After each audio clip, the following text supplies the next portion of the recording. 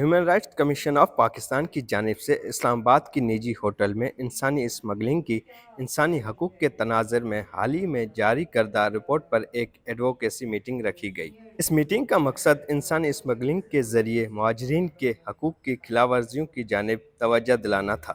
Meeting میں human rights commission of Pakistan کے members, انسانی حقوق کے کارکنوں، سیاستدان اور دیگر شعبوں سے تعلق رکھنے والے افراد نے شرکت کی۔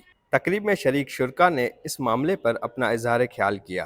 اس رپورٹ کے رائٹر اور HRCP کے ممبر ازوار شکیل نے وائس پی کے سے بات کرتے ہوئے کہا کہ اس رپورٹ میں ہیومن اسمگلنگ کے حوالے سے ڈیٹا مرتب کیا گیا ہے اور پالیسی پرپوزل بھی بنائے گئے ہیں۔ ہم نے رپورٹ تیار کی ہے، ایک جرنلسٹک ایفرٹ ہے، ڈیٹا ایگزسٹ نہیں کرتی تھی، وہ ڈیٹا کریٹ کیا ہے، and we've made a series of policy proposals four most of which is re framing of the narrative of human smuggling from a law enforcement angle to a human rights angle.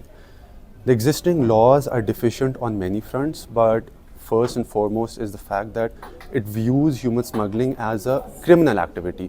It needs to be viewed as a human rights violation. تقریب میں شریک senior سیاستدان فرت اللہ بابر کا کہنا تھا کہ human smuggling کے حوالے سے نئی قانون سازی کی جائے اور 2018 کے قانون پر نظر ثانی کی جائے۔ پاکستان ریکروٹنگ گراؤنڈ ہے ہیومن اسمگلنگ اور ٹریفکنگ کا فار دا گلف کنٹریز۔ دوسرا، پاکستان ڈیسٹینیشن ہے for people from Afghanistan, Bangladesh اور میانمار۔ اور تیسرا، پاکستان ٹرانزٹ پوائنٹ ہے for the migrants from Philippine and Thailand. تو یہ پاکستان کا ایک یونیک مسئلہ ہے۔ اور دوسرا، میں سمجھتا ہوں کہ ریاست کو اپنی پالیسی پر بھی غور کرنا پڑے گا۔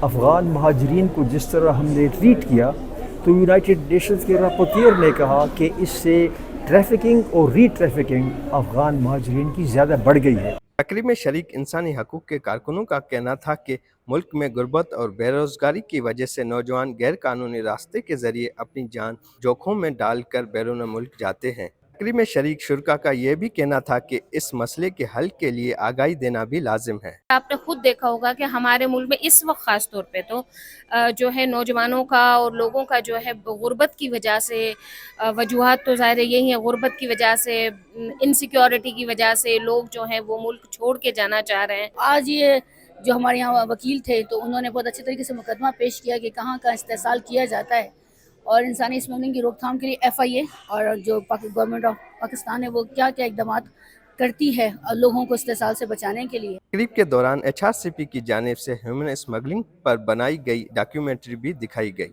HRCP کے آج ہونے والی ڈسکشن میں شرکاء کا کہنا ہے کہ ہیومن اسمگلنگ پر جو قانون بنے ہوئے ہیں اس پر مکمل عمل درآمد کرایا جائے تاکہ اس کی روک تھام کی جائے۔